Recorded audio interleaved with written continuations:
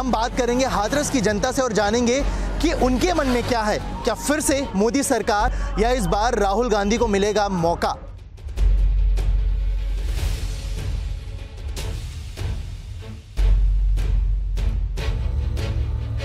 तो इस वक्त मैं मौजूद हूं हाथरस की जनता के साथ। उनसे जानते हैं कि क्या कुछ उनके दिलो दिमाग में चल रहा है इस बार लोकसभा चुनाव को लेके। सर, क्या नाम है आपका? ऋषि बंसल है जी मेरा नाम। बंसल जी, आपको क्या लगता है कि हाथरस में फिलहाल जो भाजपा सांसद हैं उनकी तरफ से जमीनी तौर पर कितना काम किया गया है? नहीं, उनकी थोड़ी जो है जमीनी तौर पर उनका काम कोई ज़्यादा अच्छा नहीं है, इसीलिए उनका टिकट कट गया है। आम लोगों के संग वो बिल्कुल जुड़े नहीं रहे, इस वजह से जो है उन्होंने कोई ऐसा काम नहीं किया जिससे वो आगे बढ़ सके। हाथरस के सांसद महोदय द्वारा जितना भी विकास कार्य कराया गया है, जितनी उनसे आशाएं थी उतना काम उन्होंने नहीं किया।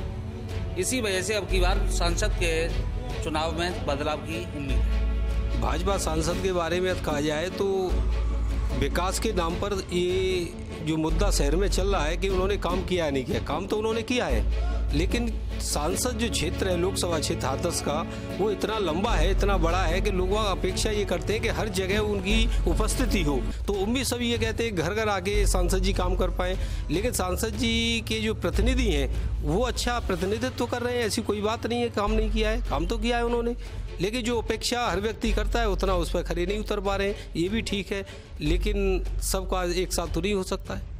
अगर उन्होंने काम किया है, आप बोल रहे हैं, आपका कहना है कि उन्होंने बहुत अच्छे से काम नहीं किया। अगर काम किया है तो उनका वोट इस बार क्यों कटा? क्यों एक नए चेहरे को भाजपा यहाँ पे उतार रही है? और अगर काम नहीं किया है तो क्या हाथरस की जनता फिर से भाजपा को ही चुनेगी? नहीं, हाथरस की जनता तो फिर से ही भाजपा को चुनेगी। कैंडिडेट बदल गया है, कैंडिडेट से इससे भी नए से अपेक्षाएं हैं कि वो पहले से बेहतर काम करके दिखाए। हाथरस की जनता अपने देश के विकास के लिए पुनः भाजपा को ही चुनेगी। सांसद महोदय जो पुराने हमारे सांसद महोदय हैं, उन्होंने कुछ अपने जो कार्य प्रणाली है उसके द्वारा कुछ हाथरस की जनता से दूर रहने का प्रयास किया, इसी कारण उनका जो है टिकट बीजेपी द्वारा काटा गया है। लेकिन देश में इस समय जो सरकार है, केंद्र सरकार है, मोदी सरकार है, उन्होंने अच्छा काम किया है और हम पुनः मोदी सरकार को चाहते हैं। सही बात तो यह है कि यहाँ की लोकेशन बदली है लेकिन सिचुएशन वही है।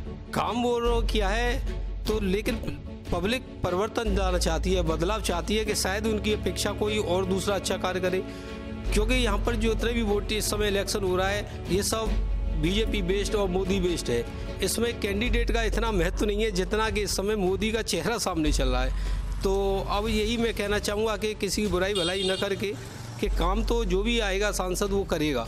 इन्होंने भी किया है, इसका विरोध नहीं है, लेकिन टिकट कटा है। अब ये क्यों कटा है, ये कई राजनीतिक परिप्रेक्ष्य भी होते हैं, हर जगह कुछ न कुछ होता है इसमें। अब मैं खुल के नहीं कहना चाहूँगा, टिकट कटने के कारण भी कुछ और हैं, लेकिन जो भी सांसद आएगा वो काम अच्छा करेगा, हम ये अपेक्षा करते हैं और हम पूरी तरह से उनका सपोर्ट करेंगे। हम मोदी जी के साथ हैं, क्योंकि नरेंद्र मोदी जी जो देश के हित में कार्य कर रहे हैं, उन्होंने देश से लेकर विदेश तक जो अपने देश की छवि बनाई है, उस छवि के हम साथ हैं और मोदी जी का समर्थन करते हैं। अब चूँकि भाजपा की बात है तो भाजपा की एक पूरी टीम है हमारे शहर के अंदर, जिसमें हमारे विधायक भी हैं और जिसमें हमारे चेयरमैन भी हैं।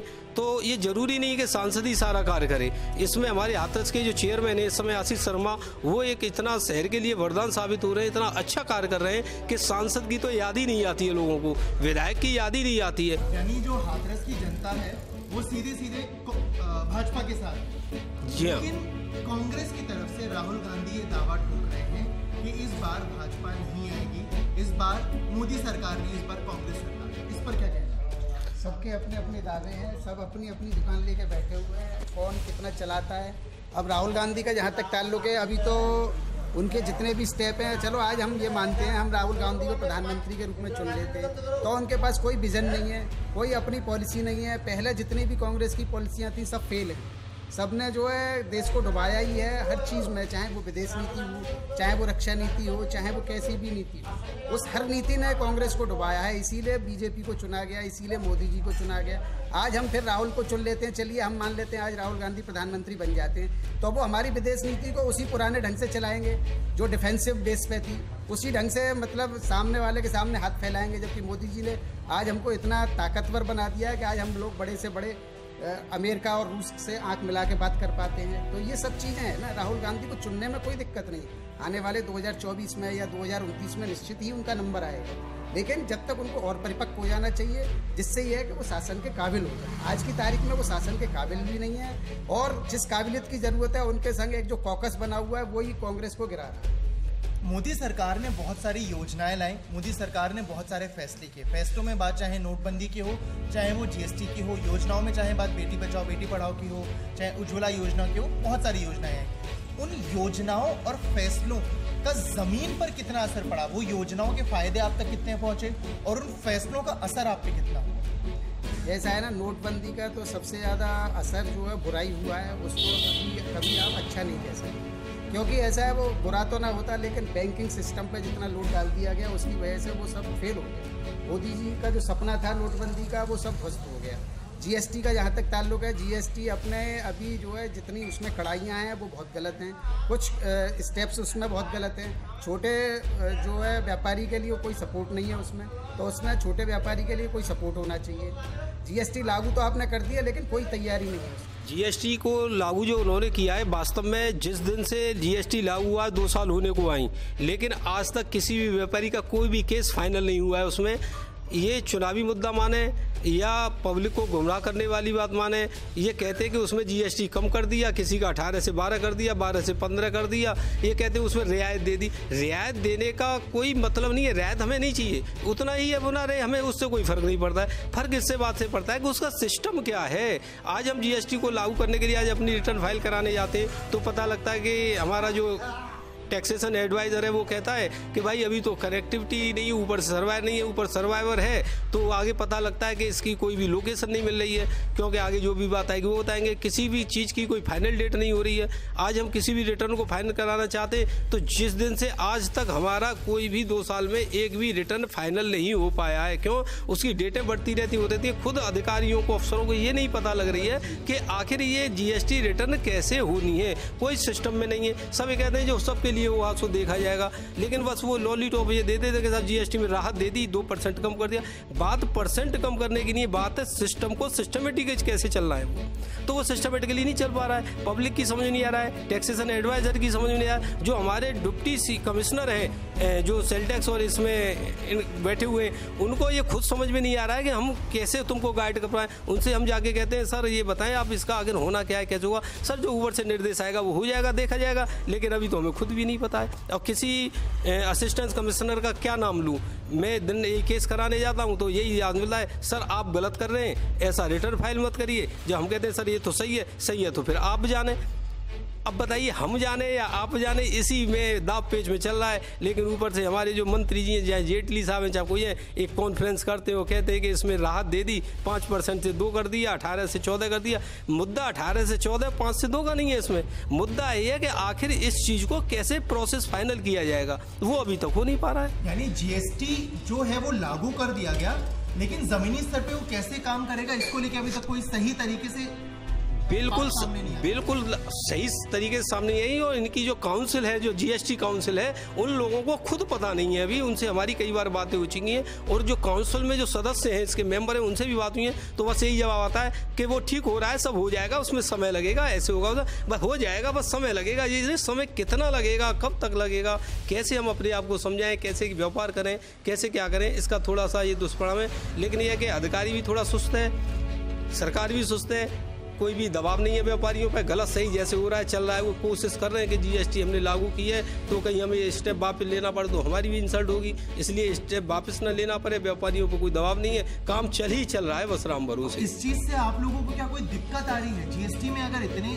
झोल हैं, अगर वो जमीनी स्तर पर ढंग से काम ही नहीं कर पा रहा है, तो क्या आप जीएसटी के फैसले से खुश हैं? नहीं साहब, जीएसटी के फैसले से खुश नहीं है, क्योंकि हमको दिल में भय है, डर है कि ये लास्ट डेट को हमने ये नहीं किया तो पेनल्टी लगेगी। उसमें मैनुअल कुछ है नहीं, ऑटोमेटिकली हमारा सिस्टम जो है वो आपका कंप्यूटराइज्ड बेस है, वो जितना पेनल्टी लगा दिया सो लगा दिया।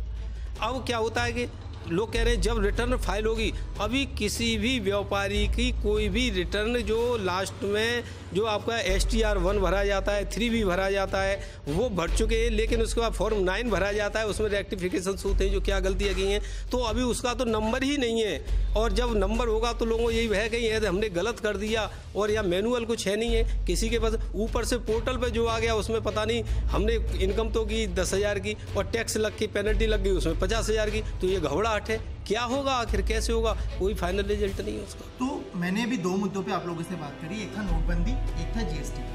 दोनों ही फैसलों से आप लोग खुश नहीं, बिल्कुल खुश नहीं है सर। आखिर क्यों फिर से मोदी सरकार को, आपको मैंने स्टार्टिंग में बताया था, राष्ट्र का ये जो 2 फैसले लिए गए जल्दबाजी में लिए गए, इन्होंने कि हमको हिम्मत दिखानी है और फैसला लेना है, तो हिम्मत दिखाई, फैसला उसमें गड़बड़ हो गया।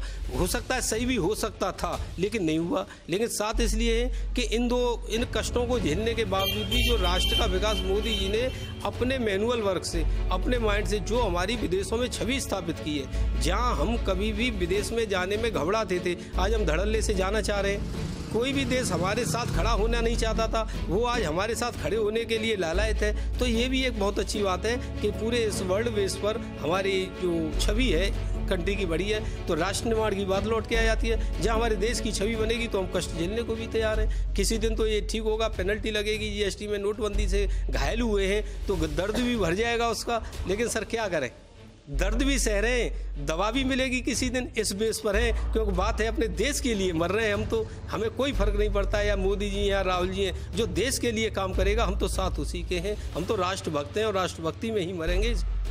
ये तो बात होगी PM नरेंद्र मोदी के कार्यकाल की। जी सर। अब बात राहुल गांधी की योजनाओं की। राहुल गांधी ने जब कांग्रेस का मैनिफेस्टो जारी किया तो उन्होंने उनमें एक चीज बोली, स्पेशली न्याय योजना, यानी 72,000 रुपए जो वो देंगे 20% गरीबों को। क्या लगता है कि कहीं ना कहीं एक वोट बैंक के लिए दिया गया फैसला होगा या योजना होगी? ये तो सर ऐसा है, ये टोटल वोट बैंक का ही फैसला है। कोई योजना लागू हो या ना हो उससे कोई फर्क नहीं। ये तो वो वाली होता ही, हम तो अपने एक कभी कभी अपनी लैंग्वेज को थोड़ा रफ भी कर देते हैं, इसको गलत भी कह सकते हो आप, कि एक डकैत ऐसा था जो रात में लूटता था और दिन में बांटता था, अपनी जय जयकार कराता था। ये व्यापारियों से टैक्स के रूप में लूट रहे हैं। क्या इन नेताओं के यहाँ कोई खेती होती है? क्या इन नेताओं के यहाँ कुछ आ रहा है या कहीं से ला रहे हैं? नेता तो अपनी पेंशन भी ले रहा है, अपनी तनख्वाह भी, सैलरी भी ले रहा है। हमारा टैक्स का पैसा इनकी जब मर्जी है, इनका कुछ लग रहा है, जब मर्जी है जो योजना लागू कर देता है, जब मर्जी है जो वो कर देता है। मैं 72,000 दूंगा, मैं 15 लाख दूंगा, मैं 12 लाख। आखिर ये देंगे कहाँ से? पैसा तो हमारा ही है, हमसे ये सलाह कर रहे हैं, हमसे एडवाइस ले रहे हैं कि हमको पैसा देना चाहिए या नहीं देना चाहिए। हम व्यापारी इतना मेहनत करके, इतना अपने दुख दर्द सहते, राष्ट्र निर्माण की बात करते हैं और टैक्स दे रहे हैं सर। और ये लोग उस पैसे को अपनी वोट के लिए 72,000, 12,000, 50 लाख ऐसे बांट रहे हैं। क्या इनके घर में खेती हो रही है?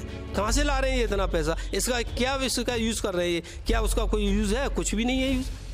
आज जिन लोगों को ये बांटना चाह रहे हैं, मैं ये नहीं कहता हूँ गरीब लोगों को क्यों दे रहे हैं, दो साहब, लेकिन गरीब लोगों की ये क्या, ये हम ये नहीं कह सकते अपनी भाषा में उनकी आदतें बिगाड़ रहे हैं। एक आदमी मेहनत करके टैक्स दे रहा है, अपना कपड़ा निचोड़ रहा है, और एक जो लोग कुछ भी नहीं करता है वो कह रहा है मुझे तो फ्री में गवर्नमेंट दे रही है, मैं क्यों काम करूंगा। जो काम करने वाले थोड़े उनको भी ये निष्क्रिय बना रहे हैं, वो काम नहीं करना चाह रहे हैं, वो कहते हैं हमको तो फ्री में मिल रहा है। तो इस बात का थोड़ा दर्द होता है, दुख होता है कि हमारे पैसे को ये अपनी वोट की राजनीति के लिए धड़ल्ले से ऐसे बांट रहे हैं जैसे कहीं इनके खेती की है कहीं इन्होंने। राहुल गांधी की न्याय योजना पे आप दोनों का कहना? नहीं, मेरा कहना ये है कि न्याय योजना केवल जो है एक फर्जीफिकेशन है और कुछ नहीं। इसका क्या औचित्य है न्याय योजना? ये 72,000 रुपये किस वजह से दिए जा रहे हैं, उसकी कोई वजह है कि नहीं है? आपने कह दिया 72,000, अगर आप इतने ही देने वाले हैं, गरीबों का भला सोचते हैं, तो ये कांग्रेस का जो अपना जो वो है, जहाँ से वो लेती है अपना पैसा, तो उनको देना चाहिए ना। 72,000 रुपये दे के दिखाएं कितने गरीबों का कल्याण कर सकते हैं। गरीबों के कल्याण की तो बात करते हैं, तो चाहते क्या है, काम ना करें। कांग्रेस द्वारा जो 72,000 रुपये या अन्य राजनीतिक दलों द्वारा कि मैं इसका लोन माफ़ कर दूंगा, मैं 2 लाख रुपए तक का लोन माफ़ कर दूंगा, इससे देश हमारा गड्ढे में जा रहा है। ये टैक्स पेयर जो कि रात और दिन मेहनत करके 1-1 रुपया टैक्स के रूप में सरकार को अदा करता है, उसका पैसा ये नेताओं द्वारा लुटाया जा रहा है। इससे क्या हो रहा है कि जो व्यक्ति काम करने वाला है वो और ज्यादा निकम्मा बन रहा है, क्योंकि इसी उम्मीद में कि ये सरकार अब की बार बनेगी और हमारा लोन माफ करेगी, इसी वजह से लोन लिया जा रहा है और नई नई सरकारों के इन लुभावने वादों में आकर जनता बह जाती है। और जो मेहनत का जो टैक्स पेयर अपना एक एक रुपया इकट्ठा करके राजनीतिक देश के खजाने को बढ़ता है, ये लोग केवल लुटाने के लिए और वहाँ राजनीति करते हैं।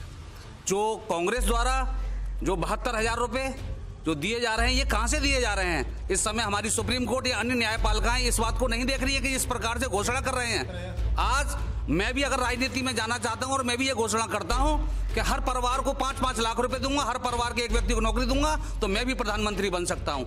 लेकिन क्योंकि ये इस तरीके से पैसे को लुटाने के लिए घोषणा कर रहे हैं कि देश का पैसा देश में चला जाएगा, इन लोगों का खजाना बढ़ जाएगा और इससे देश का भला नहीं होना है, ये देश हमारा और गड्ढे में चला जाएगा। तो ये थी हाथरस की जनता जिन्होंने हमें सीधे सीधे सिर्फ एक बात कही है कि जहां पीएम मोदी सरकार के कुछ फैसलों से वो नाखुश हैं, लेकिन वही उन्हें उम्मीद है कि मोदी सरकार अगर दोबारा बनी तो उनको बहुत सारे फायदे होंगे। दूसरी तरफ उन्होंने जो राहुल गांधी या कांग्रेस की तरफ से जो न्याय योजना गई थी उसे सीधे सीधे फ्रॉड कहा है। तीसरी चीज जो उन लोगों ने कही है वो सीधे ये कही है कि चाहे कोई भी सरकार आए, लेकिन राजनीति सिर्फ विकास की होनी चाहिए, वोट की नहीं। आपको बता दें कि हाथरस में 18 अप्रैल को वोटिंग होनी है और इसके फैसले पूरे देश के लोकसभा चुनावों के फैसले 23 मई को आएंगे। तो ऐसे में किसकी सरकार बनेगी ये तो 23 मई को ही पता लगेगा।